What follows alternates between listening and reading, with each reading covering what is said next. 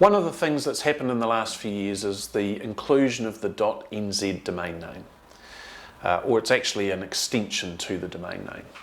In New Zealand, most people are used to .co.nz as being the default extension that goes on the end of a domain when you're dealing with a New Zealand business. In the past, or even now, there are still plenty of other alternatives. There's .net.nz, there's .gen.nz, there's a whole bunch of them. But this new one gets rid of the .co at the start. And so your domain name would be domainname.nz. Now, one of the reasons why they did this was an opportunity to open up the domain name space for additional registrations. What it also means is that when you have a domain name that ends in .co.nz, should I get the .nz version of it?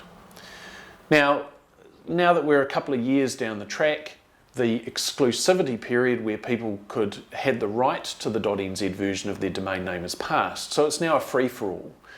But if you're registering a new domain name, I would strongly recommend that you order both. And what that means is that even though you're only going to use primarily one or the other, it does mean that someone else can't take the other domain name from you and confuse people when it comes to where they're going to be going. A wider question though also is that, well, what about the other domain names around the world? What about a .com domain? What about a .net domain? What about .com.au if you're going into Australia? With those specific country related ones, you want to make sure that you're going to be registering those if you're going to be dealing directly into those territories.